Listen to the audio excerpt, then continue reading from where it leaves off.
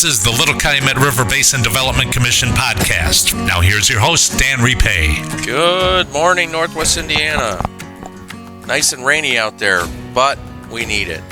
This is the Little Calumet River Basin Development Commission show. I'm Tom Wichlinski, the Vice Chairman, and I'm sitting here with my Executive Director, Dan Repay, watching the grass get greener because, boy, oh boy, the last few weeks we had some beautiful weather, but we hadn't seen one drop of moisture up until today. But we were blessed. And I went to Ace yesterday to buy grass seed, and I couldn't get it down because I had to get all this other stuff doing, and now I wake up to this is the perfect weather. I should have done. Yeah, this is the time of year. If you're going to plant grass, put sod down, this is the perfect time of year to be doing that because of the dew points and the morning dew and getting those seeds germinated with the moisture. Not too hot. No, and it's. I think we finally got to the fall.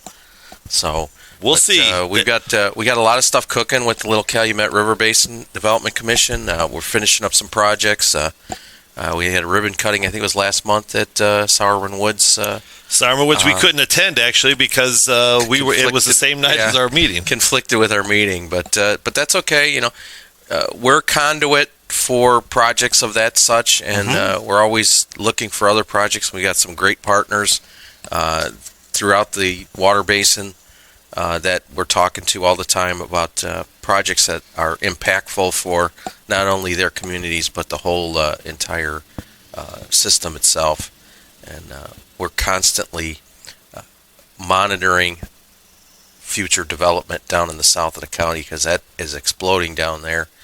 And where does that water have to go, folks?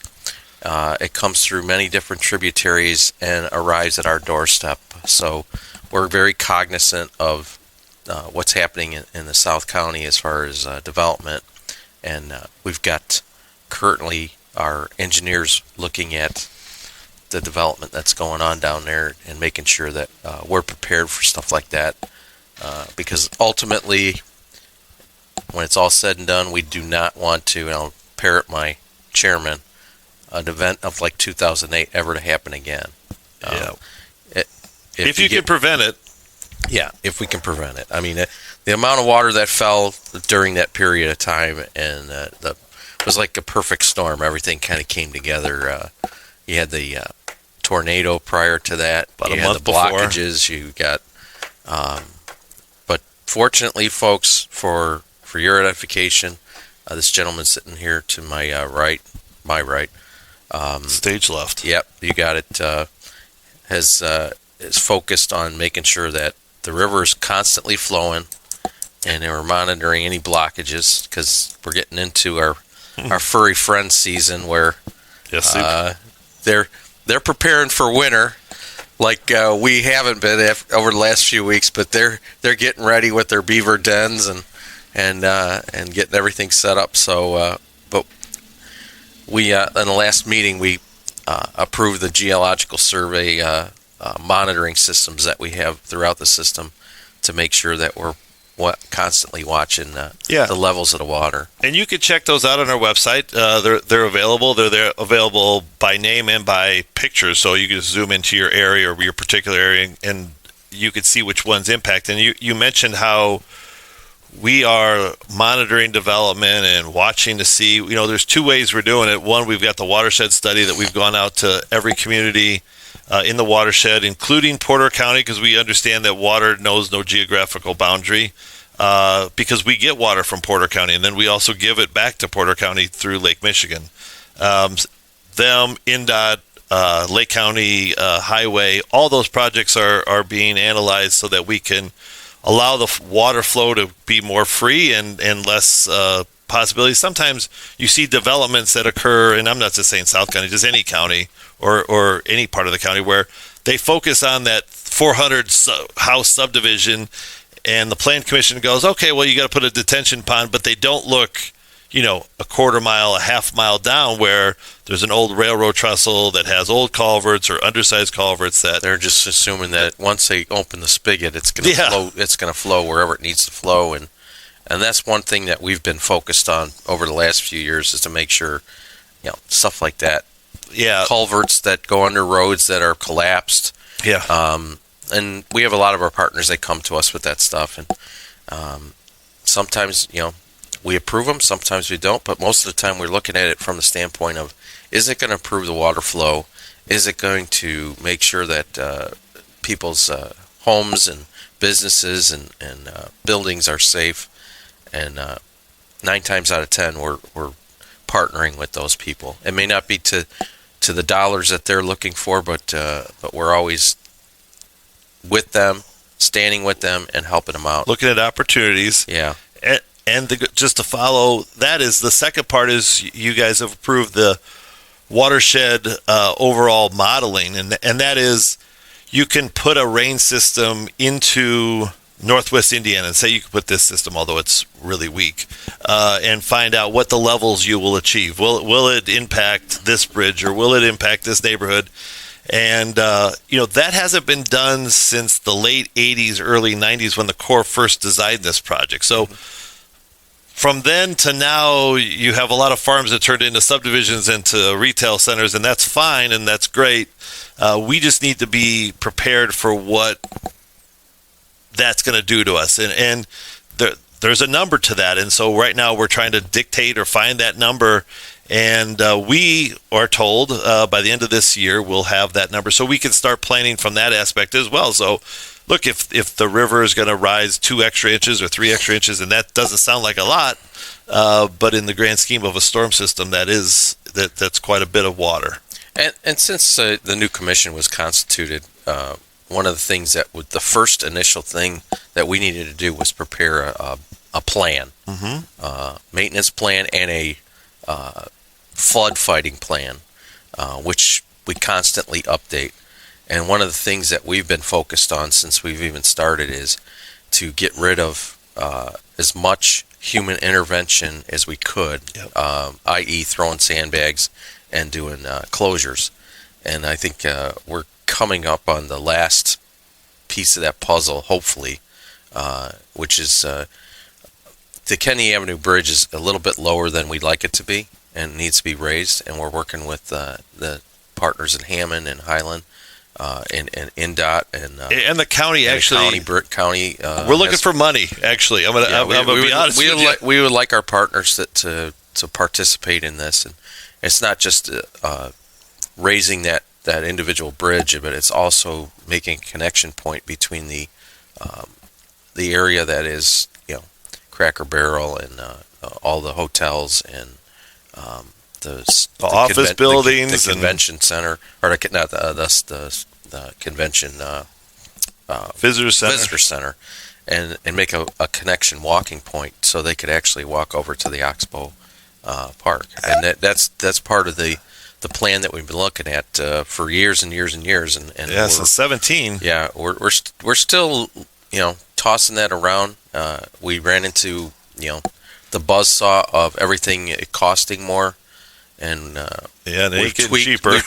we've tweaked it a little bit, and we're hoping that this next go around will make it a little more reasonable to do it.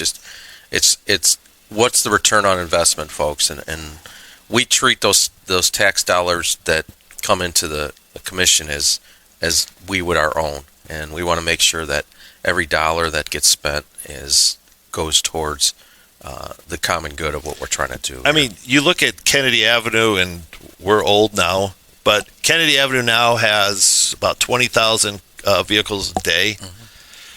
When you extend it through Cherville, and that was always a pipe dream, everyone's like, you're never going to extend it through Cherville. Well, they're doing the overpass at the railroad, and then they're going to extend it to 30. Once that happens, that's going to be a major thoroughfare. Yeah, it's going to be the new Calumet / Boulevard. So it's one of these things that we'd rather be ahead of the curve than behind it on this one. And they're still a few years away from getting that thing going. I know they're doing a lot of they're doing the bridge this year. Yeah, they're next doing year. a lot of pre-work here to get that going. I think you're right. I think it's going to happen either this year or next year to start it. I think early next year is when it's going to start. I know they're moving the utilities now. I go through that area often, and it's just something that you have to look at. And we've looked at it with Cherville, how to make sure the water's going through, that people aren't impacted. water knows no geographical boundary, and then that's what we have to deal with. Let's face it, folks. I mean, the concentration of hospitals is south of the river. Mm-hmm. So the people north of the river have to have access to hospitals, and we've been very cognizant of that. We raised early on, we raised the Columbia Avenue Bridge in conjunction with the county, and that one got done. And the cities, yeah. And the Calumet Avenue Bridge is at the high point where it needs to be for us. So it's one of these things that's going through the system to make sure I don't have to do a closure. I don't have to throw a sandbag. I don't have to bring human intervention into this thing. In the event that there's a huge rain event, we're always focused on making sure that's... Yeah, Calumet is just a couple inches, and in the event of an emergency, that's a whole nother thing. But as you said, the biggest problem, if you remember history, is 2008. No one could get to the north from the south except for Klein Avenue. Right. Klein Avenue was iffy at best. That was the only thoroughfare that you get through. Yes. I recall that I tried when we had the floods of 2008, and that was the only way I could get across to get to the downtown Chicago area. And then you add the fact that the Borman Expressway Expressway was closed for 4 days, folks. Now, I travel the Borman Expressway on a daily basis, and from, like, in the morning, I came here and going westbound was pretty dicey.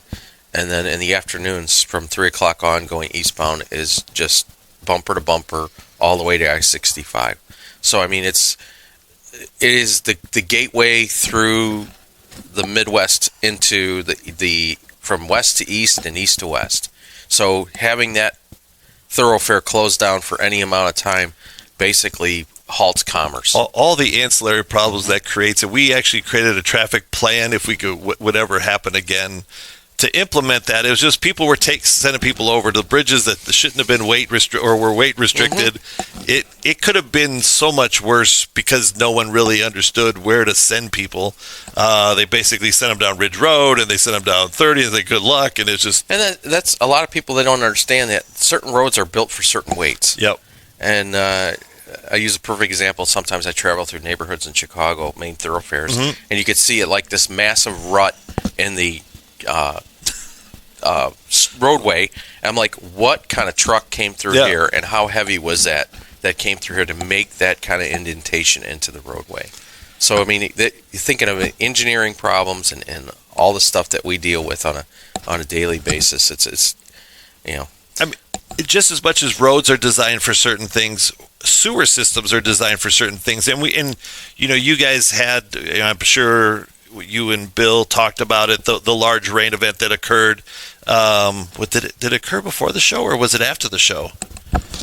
I think it might have been after the show, but before our meeting. But we had a large event that focused mainly on East Chicago, Whiting, North Hammond. Yeah, they got the deluge up there. It was basically... They were hammered. It was funny because it was there was like a dividing line. Yes. 94, everything north of 94 got completely doused. And I mean, it wasn't like South County got missed, but 4 or 5 inches of water, yeah. And basements were flooded. Because you go into these older communities, folks, and what they do is they've got a sewer system that they call a combined sewer. Mm-hmm. So back in the day when we were building houses in the 40s and the 50s, we didn't think about that stuff. So all the rainwater and all the sewer water went into one sewer system, and then either got treated at the treatment plant or got basically ejected into the river.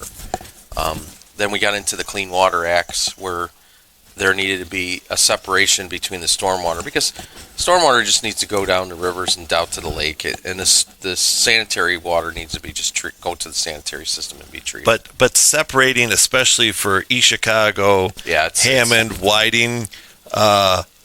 It's one of those things, folks. Even Crown Point, some of the older parts of Crown Point, separating sewers sounds easy, but it's expensive. And why everyone's like, well, you talk about a river. Like, this all goes into the whole aspect of a river, because when you have combined sewers, we have combined sewers that feed into the river when there's a large event where they have to bypass the treatment of it. Mm-hmm. And that's why you will see, and I'll tell on Chicago, but that's why after a large rain event in the summer in Chicago's like, yeah, the beaches are closed. Well, the reason the beaches are closed is simply they couldn't handle it in the treatment plant, and they discharged directly to the either Chicago River or the Channel or Lake Michigan itself. And so well, a lot of the younger folks don't. Yeah. They weren't around when they built the huge tunnels that go underneath the certain places in the south suburbs that basically can hold the water until it can be treated.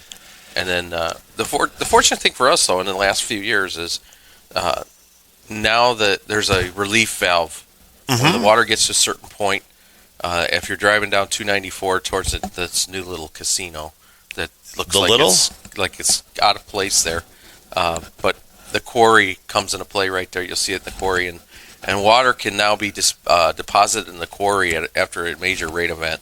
So that is a major relief valve for us and for the south suburbs, because when you get east of the state line or west of the state line, their level of protection is 2 feet lower than us? Yeah, they're by law they can only go to the 100-year flood event. Where ours is designed for the 200-year flood event, so they need it. And I have to thank Jeff. I'm going to screw up the title, but Lincoln Lansing Stormwater. But he got us involved with MWRD, and they sort of gave us an education on Midwest the Water quarry. Reclamation District. Yeah, MWRDC, and then they're the ones that put out the warnings. Like, this is a water action day where we're talking about combined sewers. They don't want you to do your laundry. They don't want you to do stuff that's extraneous to the system, because they need all that capacity. But that quarry that you're talking about at Thornton, just before you get to that place over there, or if you're driving to Midway or O'Hare or Chicago, holds 8 billion gallons of water. That's amazing. So what that does for us, theoretically, is everyone to the west of the boulevard, Indianapolis Boulevard, sees an immediate impact of that drainage, because it sort of takes it that way. If you're down Hardstitch, you'll see a relief. When it gets the other way, because of all the other outputs we have a lot of pump stations from Highland, Hammond, INDOT. And if you go to our website, you can see monitors on the website, and you can click on any of those. And what Dan's talking about is if there's a relief in the system, you'll see the drop in the water level in the system because of that. And it's pretty amazing. You would see it the night of that rain event. Basin Commission.org. Yeah. Yeah, that night of that, and I wish I should have had it. It's September something, where it was just about midnight where the relief happened. They opened the gates, so to speak. There's not really it's not manually done. It's automatically done, just so people don't say there's not someone sleeping at the switch. And you saw about 1.5 to 2 foot drop at Northcott. It's amazing. But you don't see the same thing at Kennedy. You see it blip a little bit, but then ultimately it goes back up, because there's too many pump stations that are feeding at that location that are causing the disruption. But and the river flows 2 ways. Yeah, that's what people don't necessarily realize all the time. At a certain elevation, the river's flowing to the east and to the west at the same time. So when it reaches a certain height, then you're I won't say they're fighting each other, but I mean, we're constantly reviewing what we are doing. We're constantly reviewing the engineering of what we have done, and we're constantly looking at better ways to maintain the system and work with our partners to make sure that their needs are met as well as our needs are met. So we're constantly communicating with all the communities, state, county folks. And we're in the process of taking applications down. I think I can comfortably say, folks, I mean, you look at your property tax bill, and there's that fee on there, the $45 once a year, and 99% of that money gets sent back to the communities that pay the fee to maintain the system. So we're not. I would willing to say 100%. We're being very, very just non-discriminatory with the money. We're making sure it's all of it goes back, because our goal, and it's always been our goal, is to make sure that the events of 2008 never happen again, or if we can prevent it and mitigate it, that's going to be going forward. So because when we're not around anymore, we want to make sure that we left it a lot better off than when we accepted it. I think we're in pretty darn good shape there. We did want to talk a little bit about, we had a presentation that was done, not the last meeting, but in August, 2 meetings ago. over in Gary, there used to be an aquifer. People would go to the aquifer, and it was just basically I always use the analogy, the old with the show where the guy shoots in the ground in the water. The stuff starts coming up. Beverly Hillbillies. Yeah, it's just coming up. So basically, it was a natural spring that would always. Ours wasn't oil though. No, it wasn't oil, but it would come out of the ground, and people throughout Gary for 50 decades, years at least. Decades would go and they'd take their water jugs and they'd fill them up, and then they'd take them home, and because they were very in tune with all the nitrates and the things that were in the water, and a lot of times that's actually really, really good for you. So we instead of having people trying to jump over fences and go through ditches and be unsafe about it, we created this little pocket park, and just the water just keeps flowing through basically a garden hose, and it never shuts off. Yeah, and people still go there and they fill up. So USGS, who we partner with our stuff, asked if they could do a study that back in, what was it, 2020? 2021. Yeah. They started in 20. I think they got final approval to do it by their funding source. And we 21. said that's fine. Go go do what you're going to, because they were looking at all kinds of different aquifers all through the Northwest Indiana, because some of these have been around for hundreds of years. They wanted to date them. They wanted to see what was They involved. were collecting data, and so they took samples of the water at a certain point, and they came to us like 4 years later and said, "Oh, this is what we found," and whatever. Now, keep in mind, folks, this is just water coming out of the ground. We're not a utility. You're not advocating or telling you what to do, and that you have to take this. People go there, and they found some things in there, and we posted their report on our website, and we test the water on a monthly basis for coliform. Every month for coliform, yearly for nitrates by IDEM standards. Yeah. And before we made that investment into the pocket park, we asked IDEM, what are the guidelines? Right. And they say, this is what you got to do. So we actually... And we're not a water utility, folks. Yeah, and I'm not, and nor am I a water operator, No, because I need a special license for that, although some people think I am. Yeah, I have a property up in Michigan. I have a well, and some of that well water is, I don't have it treated or what do they call it, osmosis or any of that stuff with it. Filter. I'll drink it right out of the tap. And, it is what it is. So, I mean, for a year before we even made the investment, we tested per the IDEM standards, and it all came back. We're like, all right, well, if it came back that way, so we should make the thing. And those testing reports are on the website as well. They're on our website. That is correct. So I think our final word on that is, it is what it is, folks. If you want to drink it, fine. If you don't do it. It's all completely up to you. And all the information is out there. It's on our website, and that's all we. I mean, here's the last thing I'll say about it is, worst case scenario, we're going to put up a sign just to remind people, hey, guess what? This is coming from the ground. That's right. We test for certain things, but on a day-to-day basis, you don't know what you're going to get.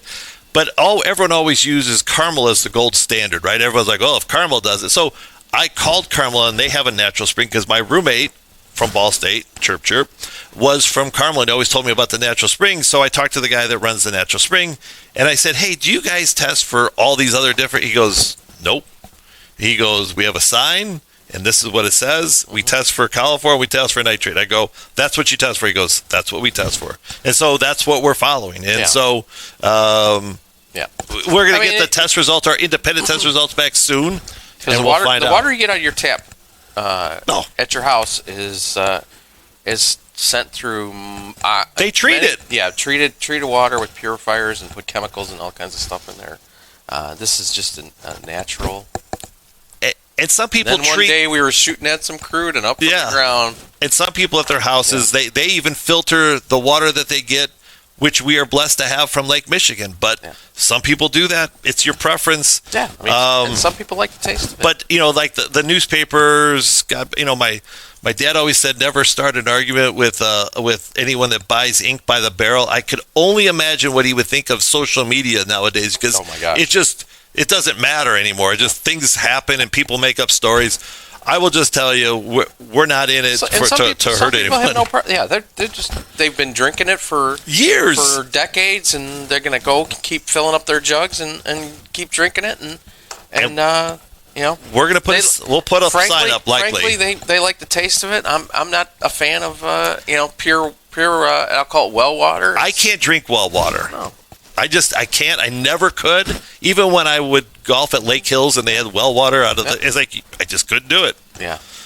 Call me whatever. And that's why they got bottled water. Right, exactly. Never used to have it, folks. Nope. Up to 15, 20 years ago, you could you would see bottled water. I mean, I'll get you see Pepsi, Coke.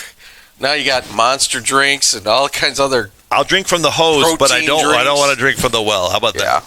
Yeah. So, but it just the information's on our website. You can go ahead at Little Calc River Basin Commission.org. Yep. And there's a little blurb there, and we've got the reports and it's a link to the reports. It's a link to our reports that we take every month. So it's really not that difficult to find. And no. I mean, I do it every month. Everything is 100% transparent, folks. Everything's 100% transparent. We welcome comments. If you want to go to our website, all our emails are there. If you want to send us an email, that's fine. If you want to call Dan and Jody at the office, the phone number's there. 595-0599. We always tell people, if you see something, say something, because we're a limited group here, and what you see is what you get, and we want to maximize every tax dollar that comes to us, so we can send it back to the community, so they can deliver a positive impact for the residents within the watershed. That's our goal. Another month comes to an end, Dan. Yeah. Enjoy the rain. November is fast approaching. I can't believe it. We've got this year has flown by, and we look forward to finishing up the year strong and huge stuff going on in 2026. And if you want to watch our meetings, they're available online. Just go to our website. You can see it, and you can ask questions during the meeting without even leaving the comfort of your home. Yeah, there you go. All right. Thank you, everyone. Have a great October. Fall is coming. Look for the leaves changing now with the rain just hit. And I'd say probably in the next few weeks we're going to see nice orange fall foliage. Foliage. Here you go. Have a good one, folks. See ya.